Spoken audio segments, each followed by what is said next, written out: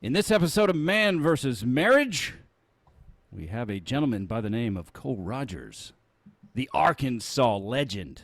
He didn't tell me to say that, but I'm just going to say. The podcast. How good do you want your life to be? It's truly about becoming the best version of yourself that's possible. This is Man vs. Marriage. The podcast. Welcome back to another episode of Man vs. Marriage. It is I, your humble servant, the Q Dog, and I am live with yet another guest, a gentleman by the name of Cole Rodgers. He is from SOM, which is School of Man, and we were just having a quick conversation before this came up, before we started recording, and you used some terminology that I really like. It is it instrument of impact? That's right. That's why we were all created. Okay. Yeah, you hit the nail on the head. Yeah, and I've never heard that. So I'm really interested to hear your story, articulating to us what an instrument of impact is. Want to hear about the School of Man. I know that you are an endurance athlete, which is very intriguing as well. But I think the most powerful part of whatever comes out today is going to be our interaction and using that instrument of impact to roll hope back into the lives of our listeners who may have a struggle in their relationship or their personal life. So without further ado, Mr. Cole Rodgers, tell us about who you are. Well, anytime I get the opportunity, because that's what this is, to be on a podcast, I always want to express gratitude. I feel that if we would wake up and express gratitude and go to bed and express gratitude, every single one of us, we will leave the world better than we found it. Plain and simple. Our world needs more of it. Amen to that. So extremely grateful to be here with you. Extremely grateful for the opportunity as well as the conversation we had on the front end. I look forward to developing a relationship with you. I have a personal ethos, and this will give you an insight into who I am and into my story, is that I'm always, whenever I walk into a room, I'm going to leave it better than I found it. So anytime I am on a podcast, in a meeting, just an acquaintance, I'm going to leave people better than I found them, and I know that's the way you operate too. And the best way to kick off really who I am at the core, and this will give all the listeners an idea, is through my own personal ethos. And I do this on every episode, and it always resonates with the audience, with the host. But I've already said it once. I say it daily. I say it every morning. It's a prayer of mine. But when you develop an ethos, which ethos equals enthusiasm, yes. It's not a mission statement that you see on a wall. It is your stand. It's your shoreline. It's really a derivative of the Latin word extonere, which is to thunderstruck someone. It's about astonishment. But it's something that is crafted through the fire. It's one of those things that you develop along the way, and it's constantly evolving. And so let me just start off with the ethos, and then we can really get into my story, especially about my marriage with my wife, Ashley, who was put in my life for a reason. I didn't recognize that reason until, honestly, Absolutely. this ethos came to life. So here we go. As a man, I will treat every day as it is my last. I will take on the everyday responsibilities as a man with a warrior mentality. I will not exist, I will live. I am loyal to God, myself, my family, my brothers, and my wife, and I will give my all to bettering myself daily. I'm to be the man that my wife dreams of at night but gets to wake up to in the morning. I'm to be the hero and the father that my children need and the man they deserve me to be. I'm a fierce and special breed of brother to my team, and I'm never backing down as life throws its spears at me. Instead, I view the spears as an opportunity to grow and help others with. I have found my why. I'm grounded in my purpose. I'm not lighthearted. I am lion-hearted. I'm secure enough to show the world my flaws, but fierce enough to attack them head on. And when I make a mistake, I'll own that mistake and suffer the consequences like a man. I have integrity in every aspect of my life and the humility to not boast about it. I know who I am, and I'm in control of where my life is taking me. I have earned this team's ethos, and I push towards earning it every single day. And I'm actively conquering my core 5 while helping others do the same. I'm a leader, whether it be to one or many. I'm called to lead. I've learned to hold others lovingly accountable like a true leader would. My spirit is unshakable. My mind is unbreakable. And when you look inside my soul, you'll see a warrior phoenix, with fire in his eyes and ashes dripping from his wings of rebirth, because I'm reborn daily due to the 1 second contract I have signed and own. I'm always pushing forward. I'm never looking back. I take my why, my leadership abilities, my experiences, and I aggressively help other men be free the way I am. I've been blessed with so many gifts that I will not use for selfish gain. Instead, I will capitalize on them and use them for the greater good. And I also understand that by helping one, I can help change the world one life at a time. So I always, when someone asks me to tell my story, and I've told it thousands of times now, wrote a book about it, along with other men who were courageously enough in the School of Man to put their story in it, I would always launch into the story. Now I'm starting it off with the ethos, because that's framing it up. That's not something that is just memorized. That is something that courses through my vein, that's in my heart. It's a part of my soul. It's soul satiety at the end of the day. But I just didn't come to that overnight. You see, the path that we're all on as men and women, in our marriage, in our relationships, in all walks of life, wherever you are in this world, is not a 4-lane highway. It's not straight. It's full of twists and turns and incredible vantage points when you figure out how to get to that vantage point. And that's where that ethos came from. So School of Man was founded based, yes, on my story. I'm somewhat of the spokesperson, but there are world-class men and families. It's a huge family that are in this world to better this world through our homes first. And that ethos, our constitution, Yes, come on, was crafted in the very beginning by myself and a select group of men. That took considerable amount of time, heart, passion, and I just kept going back, because so many of us, and we talked about this before the podcast, do not embrace why we were created. And I'm going to give some examples and some testimony today from other men's lives. I won't use their names for the sake of their privacy, but it will help me teach, because they too are instrument of impacts. And really where that started, where that seed that was born, and what I just basically poured from my heart to you and to the listeners and to the audience, was I was on my third strike with Ashley. Now, Ashley and I had met not in the traditional sense. I met her on eHarmony back in 2009 when I was living in Raleigh, Durham, North Carolina. Up to that point, I really never let any other woman in my life get close to me.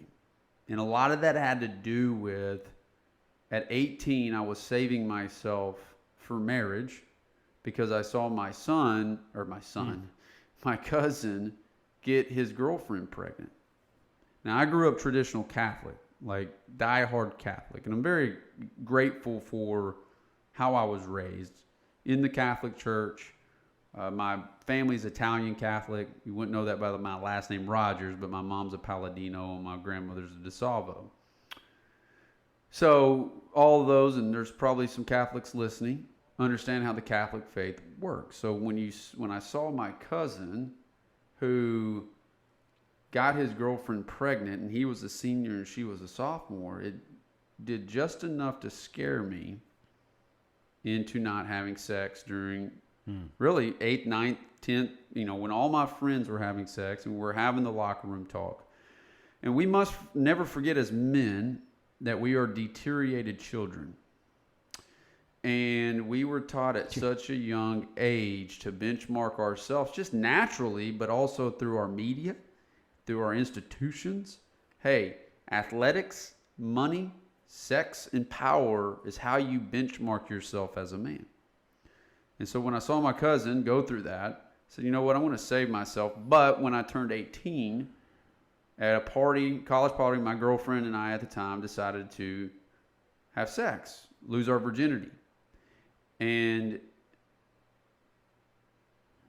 she held that over my head, and I felt an immense amount of guilt too. And that was really the first scar that was placed on my heart from a relational perspective that I just put duct tape on. I've never been depressed. I've never dealt with that. We deal with it in the School of Man Foundation. We know that 40% of men right now are dealing with some bout of depression. Majority of them are not willing to raise their hand because they're too embarrassed to say that they need help. But I'll never forget that fall of my freshman year, I was in the dumps. And you're dealing with a bunch of 18-year-old males, especially alpha males, going through fraternity life and college life, etc. And lo and behold, we, it was just like, hey, man, let's go have a beer. They weren't equipped to have a conversation about any of this stuff at the time. But needless to say, did I realize that type of damage that it kind of placed on my heart. And I also later found out that she had lost her virginity before that, and so there was another lie that was built upon. And that was some of the pain that I brought into my marriage that I did not, of course, fully recognize and want to explore. Vulnerability wasn't even a word to me at that time. Sure. So over the course of 10 years, another decade, going into the world of corporate world, sales, production, alpha, and that's what I am at the core, but I was really building a lot of unhealthy alpha tendencies, shadow sides that we really want to suppress. Every girl that I would get in my, that I would date, I would push them away after 90 days. So fast forward, get married, and I bring a lot of bad habits into the marriage. Using Adderall for performance, cocaine at times, chronic masturbation, and just completely white lying to my soon-to-be wife because of shame. And over the course of the first 5 years of my marriage, 6 years of my marriage, I've been married now, be 11 years next June 2023. Been together about 12. We had 2 children, back to back, 12 months apart. We had the stressors, the financial stressors. I ended up leaving the corporate world, started my own business, went from making 130 grand to 60 grand, and then in a year went to zero, blew out my Achilles, building this business, had my mom driving me around to cold call on other businesses, child's born, and this should give you a telltale sign of where I was at the time, more emotionally than anything. The night before my wedding, I'm limping around on my foot because I'm still in recovery mode from my Achilles that was not repaired properly. And I go and get just slammed. Because that's what I thought, hey, I'm the last night of a free man. You hear that growing up, and that's complete crap. Yeah. And I go get slammed, and then at around midnight or 1 o'clock, I can't remember the time, I go in my wife's room to try to get some play, and all I did was leave her bawling her eyes out. I did not go to sleep that night. I just ate more Adderall. All I could think about is, how am I going to pay for this marriage? How am I going to support her? That's all I could think about. Obsess over. Took more Adderall. Go to Costa Rica for my honeymoon. She starts her period. She wouldn't have sex. We didn't want to have sex. So I thought, hey, what about oral sex? And then left her crying in the shower because I didn't realize that she was taken advantage of when she was 19.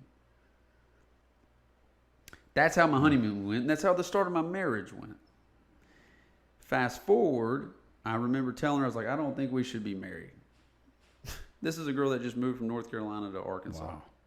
So I'm just sitting here, paper cut after paper cut. Not even paper cuts, deep cuts. Deep cuts. Yeah. Based upon these things that I have accumulated along the way and the masks that I have put upon myself and who I had started modeling my life after. And then, lo and behold, she's pregnant with Ava Madison. She shows me the pregnancy test, and I throw it in a bush. Now, I've told this story countless times, and people always stop me. It's like, man, do you not ever feel regret? It's like, I look at them, I'm just like, hey, I can't go backwards. Like, I can't change what I did then. You can't go take it I out of the can't take bush. it out of the bush, right? Right. I certainly can't. God knew what Right. he was doing, crazy enough, when I found her on eHarmony. He knew that she would be the only woman that would not let me bulldoze through the relationship. The only woman that was going to bring me to my knees to make me focus on the things that matter most. But I didn't realize that until 6 years down the road. Ava Madison is born in flatlines. On the table, flatlines. Her umbilical cord is kinked like a water hose, and it made its way out before she could make her way out of the birth canal. The nurse literally held Ava Madison in Ashley's womb until they got her back in the operating room and had to do an emergency C-section. So that was really, and we were just talking about family and just, depth of family and kids and what comes along with that. Well, you got to remember too, at that point, I was not making any money. Now, I never questioned myself. I never looked at myself as a failure. It's just, I'm in grind mode. I'm in like, hey, I've got to support my family now. So what did I do? Poured more energy, more heat into the business. And I had to do it because basically I got to buy formula. I had to buy food. I had to pay for my mortgage. I had to do, just do the things that you're supposed to do as a provider. And right. But with that being said, Ashley and I just continue to grow further and further apart. Further and further apart. And Landon's born 12 months later. So there's my beautiful puppy. I got 4 of them downstairs, and they always interrupt my thank podcast. You. So It it's is life. This is the real deal, It's life. team. This is the real deal. Mailman shows up, dogs barking, Landon staring at me. But anyway, as we continue on, but that was the telltale sign. And business started to get better, but my marriage was not. My marriage became a very sexless marriage. Very absence marriage. I mean, when she was pregnant with Landon, I was in Oxford, Mississippi for an Ole Miss game, and I was doing cocaine off of a counter, went and partied on the square, and anybody that knows anything about the South, like SEC football is king. And, yeah, I know. I saw that shirt earlier. So, but that's where I was. I mean, I basically went out and partied, came back to make her a cup of coffee, and she was pregnant with Landon. I didn't know, and I was pulled over by a state trooper on the way, and he let me go because of the death stare she gave me. He's like, brother, there's nothing I can do that's going to just get you. That's going to be worse than what she's about to lay in your backside. And he was right. But I dissolved all the trust in my marriage. There was not an amount of money, and the business started to turn. It started to grow, and income started. Amazing things started to happen. You end up getting what you focus on, what you obsess over. And, but her and I were ships passing in the night. It wasn't until, and I finally started getting my stuff together. I finally got tired of looking at myself in the mirror. I did not know how to hold my children. That's the truth. I did not know how to connect. Date night for me was like, hey, how can we have sex? Very selfish, very one-sided, if you will. And it really wasn't, about that 4-year mark, 5-year mark, if you will, I started making a turn. I was too addicted to distraction. I was too addicted to stress. My body was breaking down. I didn't care for what I looked like in the mirror physically because I've always been physically fit. It's a big thing for me. I hadn't ran a mile in over 4 years due to the Achilles tear. I had mental blocks because of it, and I had 2 surgeries. Almost lost my right leg to staph infection. So accumulated all of this in debt these first few years, and I just got tired, man. Just got tired. There was a call. So I went into reinvention mode, and as an Arkansas boy, meditation and all that was foreign to me. So I went out west, linked up with some SEALs, really dug into my spiritualism, my spiritual side, because I had nowhere to turn to. I had nowhere to turn. I had to do a radical thing for me at that time. And remember, it's me. I'm not comparing myself to anybody else. I just cared about voting for my superior self because I was losing it all. We'd been in therapy, been working through it, found a phenomenal therapist, but I still struggled with white lying, put down everything else. We would have little glimpses of a phenomenal marriage of what it could be. And she would even question me at times. She's like, I don't think you really love me. I question if you love me. And there are still times in our marriage right now, we're not perfect, that she questions that. Right. Just because of my energy. Our energy is our greatest resource. And what broke me was when I went through Hell Week as a civilian and my teammate died. And she was there. She saw it. We were 1 of 9 out of 50. I was traveling this path alone. And you know what? I'm grateful I was traveling alone because that's what was meant to be at the time for me. But Kirk woke me up and said, you know what, brother? You cannot do this alone. Brought me to my knees, and here's why. He showed me what it looked like to actually live and not exist. There are people in this world, majority, 99%, that live the same week 1,000 times over, and they call that living. That is nothing short of a miserable death.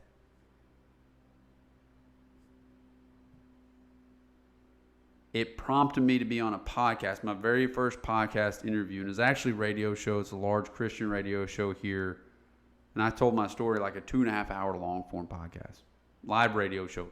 Just let it rip. Wow. Now, we've been in therapy for a couple of years. She had never heard any of it. The cocaine, the Adderall, whole 9 yards. I just felt very liberated to get on a mic. And it had nothing to do about money. It had everything to do he left this world. I have no excuse anymore. Very, very crazy that I meet her on eHarmony and I meet Kirk on the West Coast. And I'm going through this full-on rebirth process. Little did I know, it's not a weekend that's going to change your life. It's the endurance behind life that's going to change your life. Yeah. And I told it all. No shame, no guilt, no filter. And she had not heard a word of it, so cognitive dissonance kicked in. And I left her crying again for the multiple time. You've heard of, I gave you the story about, and I'm leaving stuff out too, but just the pregnancy piece, the Ole Miss piece. I didn't even talk about how I would just be, put her down to make myself fill up without realizing it, holding the money bag over her head. Someone else would have left. Yeah. And she had already said, hey, I'm out here. I'm going back to the East.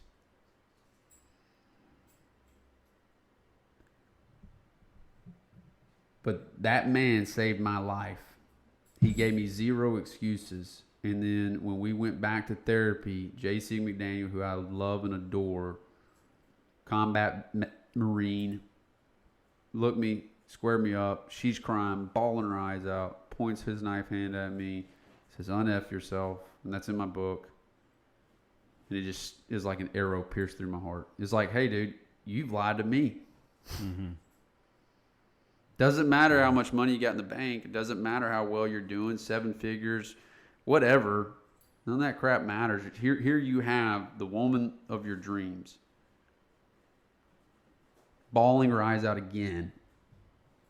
Quit wasting my time. I'm not responsible for your results. You are. When are you going to wake up to that?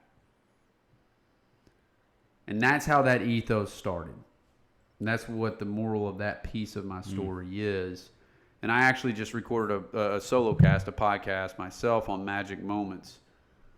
And so over the course of the next 5-6 years, I saw a major problem. I saw a major problem with men's groups in today's world. It's really easy to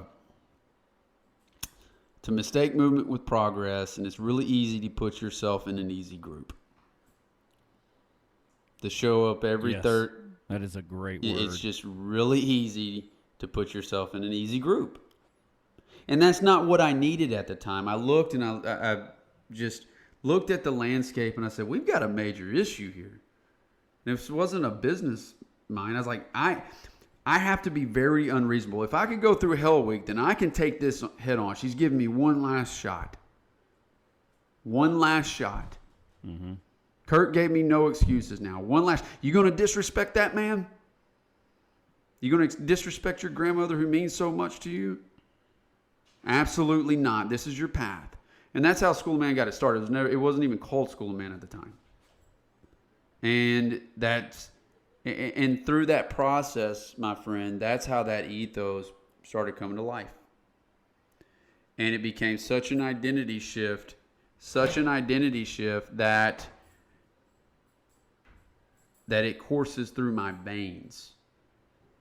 Like it's who I am. It's my spirit. Yeah. It's the spirit of Psalm. It's not me. And that's what I started doing is like, hey, I don't want to be in an easy group. I also am not going to go and spend $15,000 for a 75-hour weekend that promises me lasting change when that's complete bullshit. It will give you perspective. Don't get me wrong. So true. Don't get me wrong. It'll give you perspective. But I needed something that was linear in progression, that was extremely hard, that was going to require me to be an unreasonable man, that makes the world adapt to me. And that's how everything got its start. Magic moments started occurring along the way. Adam Pratt in School of Man, and this is in the legacy world of Psalm, the genesis of Psalm, we would have a monthly what we call warrior box mission. It'd be like taking a log to the Capitol in downtown Little Rock, which is 3 miles. Bear crawling for a mile. Just absolutely out of this world things that people think's impossible, we convert to possible. But what that does for men is it gets us back into the primal power that God gave us all, and it allows us to be open and transparent and vulnerable with one another. We started building this curriculum and lesson plan on everything we see in men and helping us rewire how we do things, even the most highly performing, successful men, reminding them of what their valleys are and could be. But the change started to happen when Adam Pratt, Class 1, brought in a Captain America suit for me and Landon, who he asked me to get, because we always train at 4:30 in the morning. He said, hey, bring your boy. And he was 4 at the time. We had a Nerf war. Now, I can do burpees. I can run. I've got that in my arsenal. And that was a whole transformation process for myself through this entire story that I can go down that road really deep. But that was the hardest thing I had to do at the time. Actually playing with Landon, Nerf war, 5 in the morning once we got there. But thank God, because we found out in January that he's autistic, and we talked about that. Yeah. Magic moment. Yeah. And then last week, magic moment was Ava Madison curling up in my arms in the bed, in her bed, getting ready for school, and says, Dad, you're the best man I've ever met. I love you. I love how you treat Mom. Yes. I know that you're not perfect, and you talk about that. And I just want you to know I love you, and I thank you. And I'm thankful for you. This went on for like 3 minutes, and I just sit there and listened. But what I tell guys all the time is like, hey, everything in my life up to this point has happened for me. Not to me. I'm not a cynic. Everything's happened for me. These things along the way, I was built to be different. A virtuoso, if you will.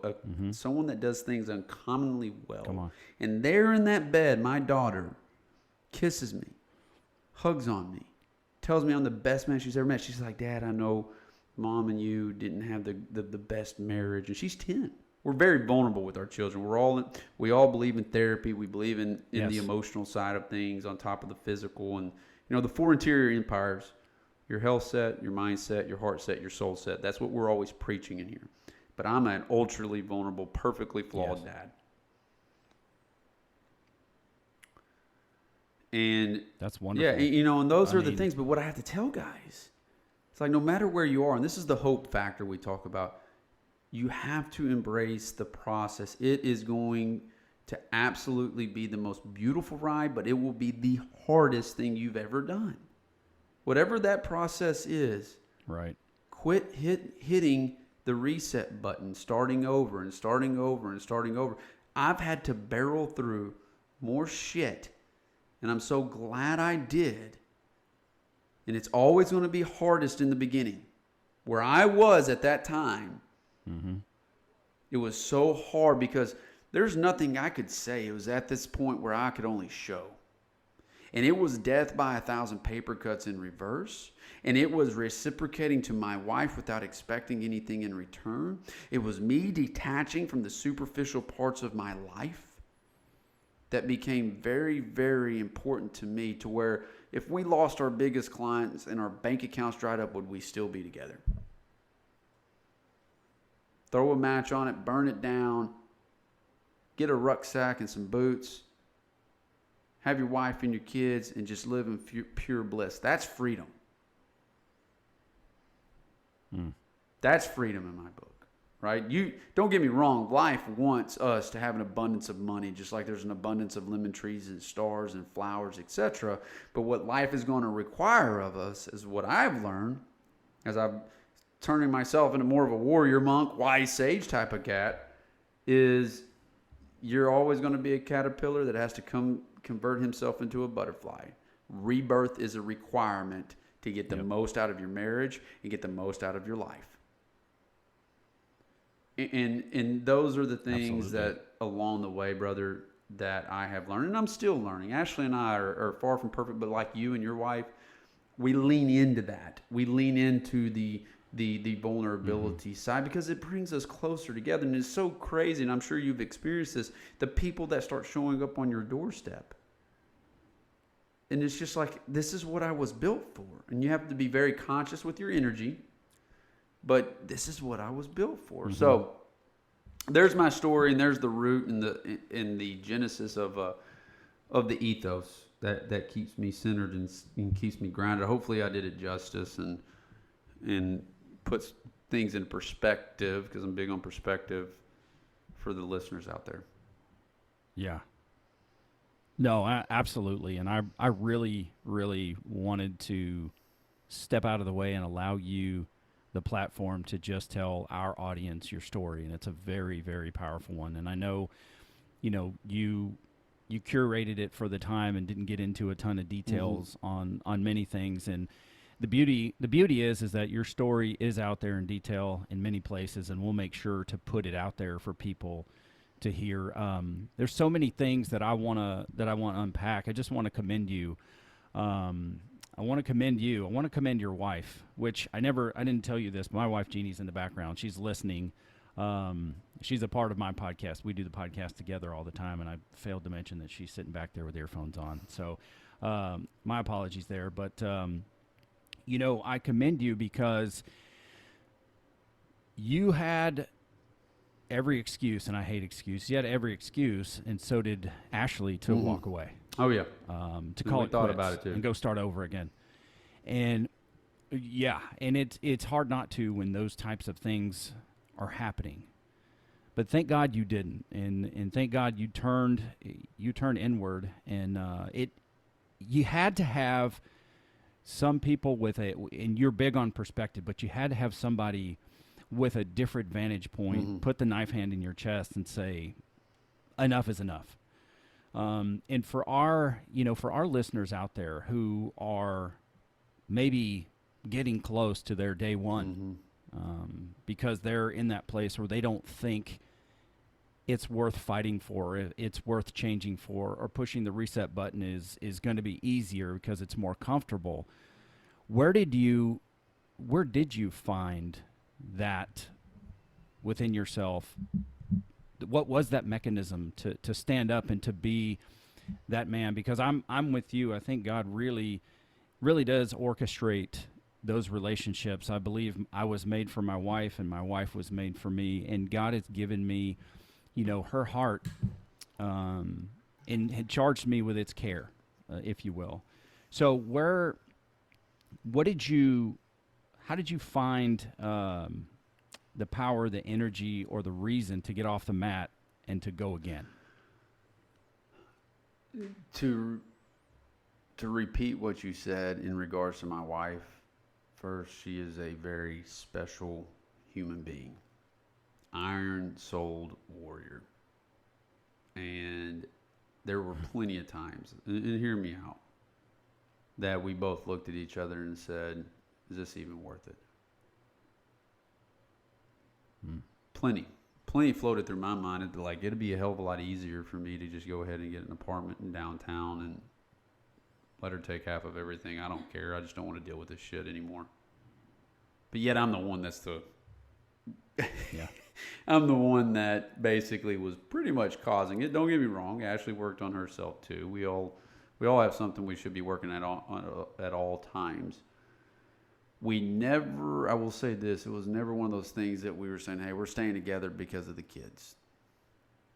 And really in that first part of the marriage, what I struggled with mightily, and I think a lot of men do, is that when you start a family, and this is for all you guys out there that are just getting into this and starting your family, have some form of God in the center of your life. There's truth to that. 100% truth to that, number one. But number two, get on the same page with your wife. It became very evident that my children were more important to Ashley than me, and it's because I quit pursuing her. Come on. I'm the one that quit pursuing her, and then we think it becomes automatic. These were the things that were told to me at my reception. Hey, welcome to the desert. You're no longer a free man. Isn't that a bunch of crap that we tell people? Quit placing your limits on me. Yeah, it's Quit placing your marriage on me. Yeah. Because you're not willing to own it, right? And to answer the question, it's a beautiful question, a very deep question, which I love. It just got to that place, and I never had an affair on her. She never had an affair on me, emotionally or physically. You're seeing more of that now. Unfortunately, I'm seeing a lot of it come through the School of Men where wives are having affairs, not necessarily the other way around, but we both made an agreement, and I will say this is what we go back to. When it went back to our vows, we both looked at each other, to death do us part. Neither one of us have an ounce of quit in us. She is stubborn as hell. yes. And I am stubborn as hell. Although she was gone, I was strike three. We looked at each other. I looked at her and I said, and this is how I see things. And you got to remember, you're going to fight how you train. So if your training is shit, excuse my language, when it comes to the fight. No, bring it. It's good. When it comes to the fight, you're going to collapse. You're going to fold. Your mind is going to collapse on you. And because I had built up some training, the endurance piece of my life was identity shifts and me finding myself from a different vantage point. And I started gaining all these arrows in my quiver. And because we were both stubborn as hell, and because I said, you know what, I'm going to give it one last shot, because I've not really given it. I haven't gone all in. Knowing that on my dad's side of the family is riddled with divorce, alcoholism, drug use. That is in the lineage of my father's family. Everybody pretty much gets divorced. Not just once, but twice. I started kind of going through this movie in my mind. It's like, okay, do I want a stranger walking my daughter down the aisle? I started really going to a place to where I had to get angry in a good way about being the number one husband and the number one dad, because I have such a competitive side in me. It's like when I was bullied as a sophomore in high school, when the seniors and juniors kicked the shit out of me on the bus. I still to this day go back to that and use that as heat. Now I have forgiven, but I will never forget, I use that as heat. When the guy that passed over me for a job at Keith Lee Patterson in Conway, Arkansas, and you know who you are, and I hope you're listening, told me I was basically as dumb as a box of rocks because I didn't pass the Wonderlic test. I'll never forget that. And I use that as heat. So I take all that and I activate my chip in my shoulder in the most healthiest ways. And this is me getting fired up. Now I'm facing the true test, true rebirth of me and my wife and our marriage. Now I'm having to sober up to the fact that I'm going to lose everything that I work so hard and love. I truly do love. I have to really dive into who I am at the core. So we agreed upon that. I gave her space because the first thing we all want to do is go into fix-it mode. When I had to give her her space, and that was the hardest thing I did. It was like, give her space. She's going to talk when she's ready to talk. Because I'm wanting to talk about it. Like when something happens, I want to talk about it right now. I want to dive into it right now. Where she wanted more retreat, space, just collecting herself. And basically, it was said and not said that like, hey, this is it. Show me, don't tell me. And I am fueled by disappointment. I never want to disappoint anyone. Right. I don't. It's just it's a healthy motivator for me.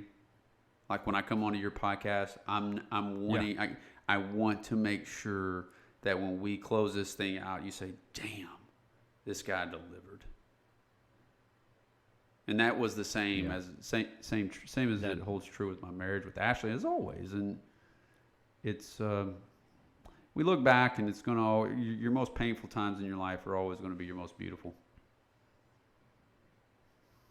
Yeah, and I couldn't agree more. And it's been said, I've heard it said, the places of pain in your life is where you will reign in this life as well. And you're doing that. And I wanted to know what your moment was, because I had to have that same moment for myself when it came to, kind of sobering up to the idea that this is not what I signed up for. This is not what my wife signed up for. And we could continue on as roommates, or we could actually do what we set out to do. And I'm glad you brought up the vow, because, that's something that's very important to me now, and it's something that is lost in current society, is being a man of your word, and your word is your bond, and you say what you mean, and you mean what you say, and there's something powerful to that. And just looking, you talked about what your experience was that got you off the mat. For me, I was listening to a podcast and they talked about the funeral experience, which I'm sure you might have heard before, but what do I want those most important people to say about me, as I lay there at rest? And am I doing things today that is investing in that me that I want to become?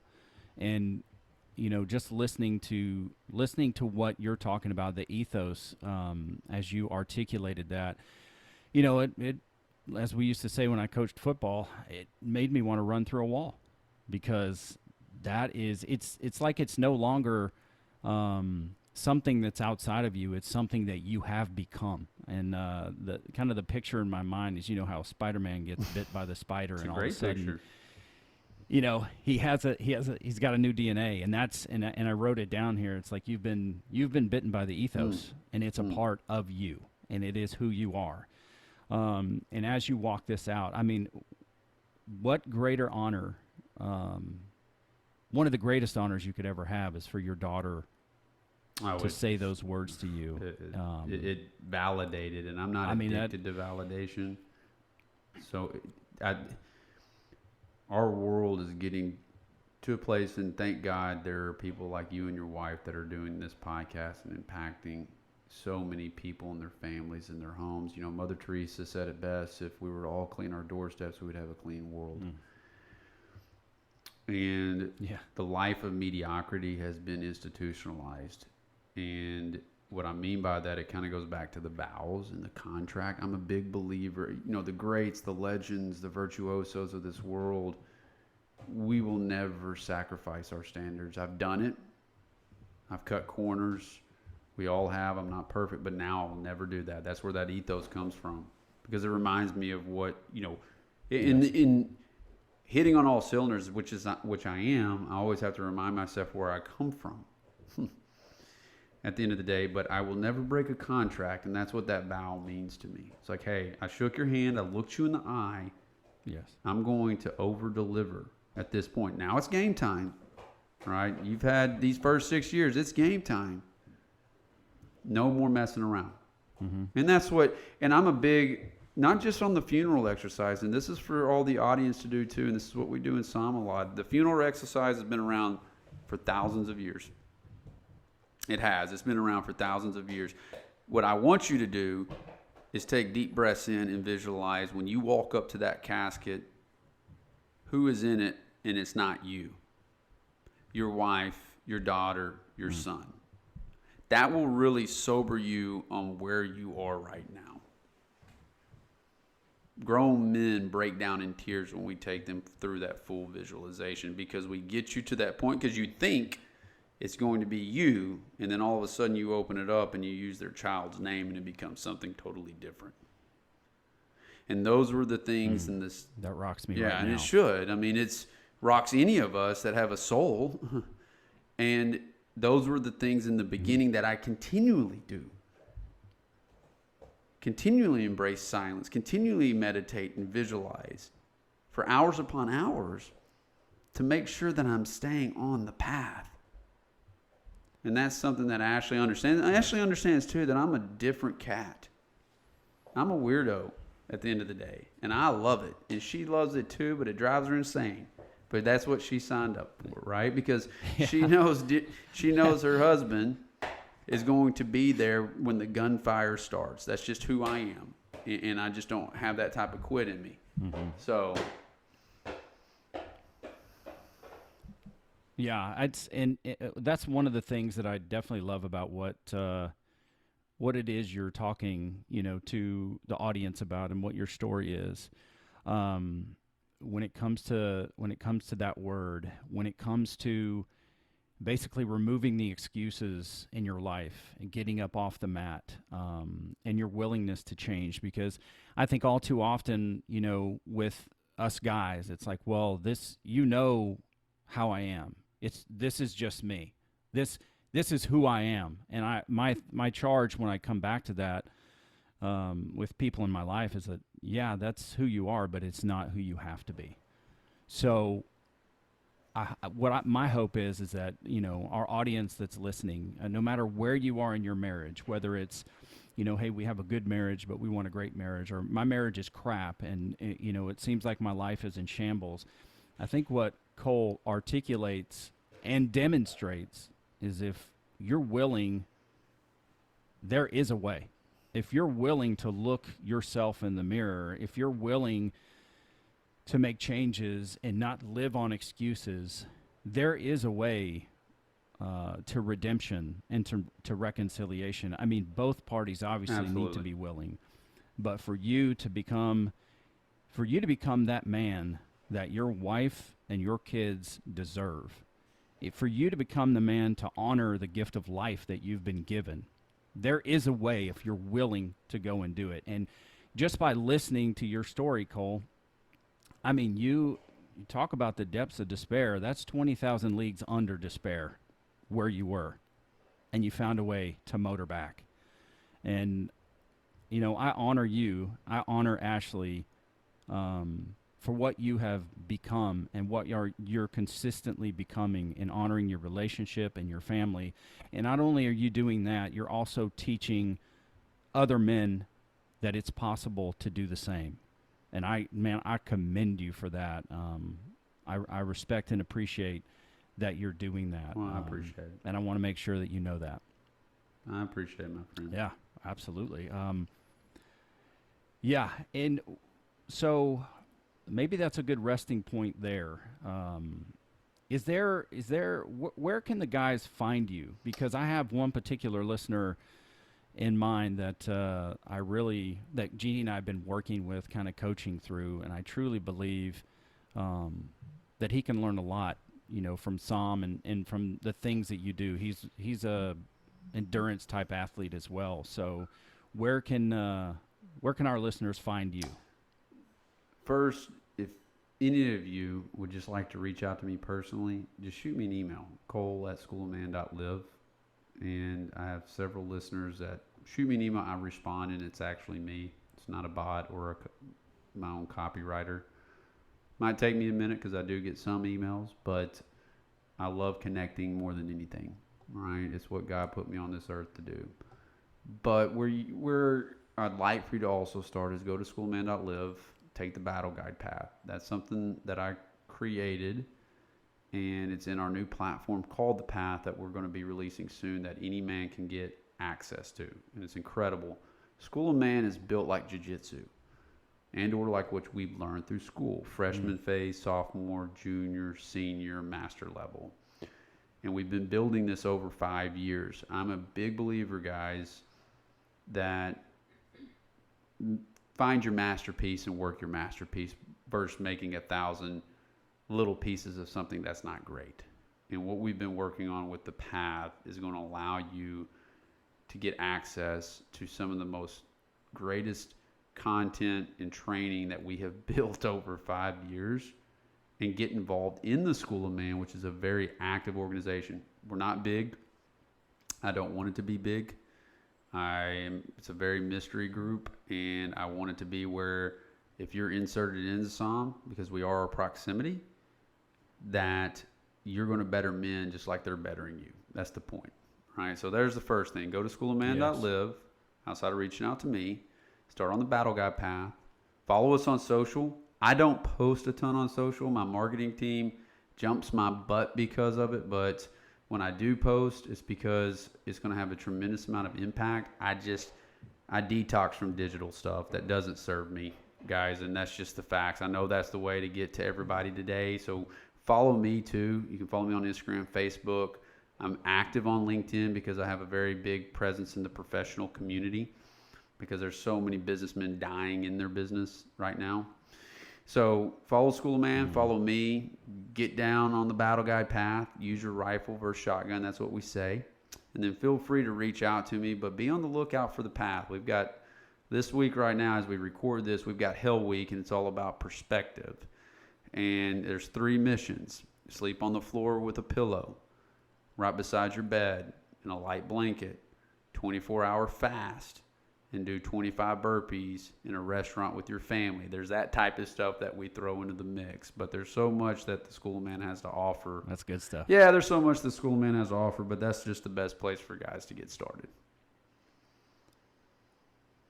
That's excellent. And I will make sure to put a link in our show notes to that so that the guys can reach you. And it's interesting that you are active on LinkedIn, and I have put the podcast out there a few times, and we'll close it out soon. But I think you're onto something there for sure, because some of the things I've posted on LinkedIn and say, hey, maybe you're great at business, but you're not great at relationships. Man, I will tell you, and all you guys that understand that.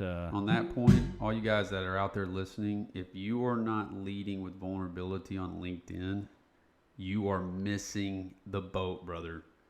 There are people starving for not the corporate, politically correct posts that are out there.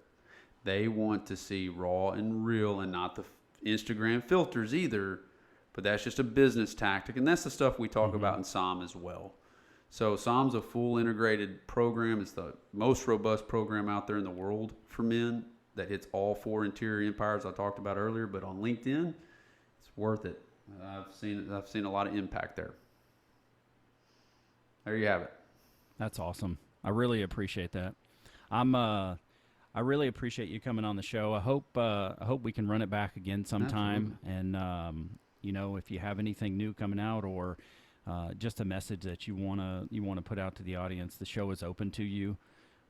Extremely grateful. Really have enjoyed our time today and your story, and thank you for telling it.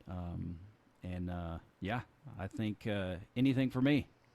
Outside of gratitude, everybody leave people better than you found them. You do that, we're going to leave this world a better place. I totally agree with that. Well, thank you very much, Cole. I'm glad you've been on the show, and look forward to getting this show out. And I know it's going to impact. It's going to be an instrument of impact in men's life, for sure, for sure. All right, he's Cole Rodgers. I'm Quincy Moran, and this is Man versus Marriage. The podcast. How good do you want your life to be? You gotta live on purpose, for a purpose. It's truly about becoming the best version of yourself that's possible. This is Man vs. Marriage, the podcast.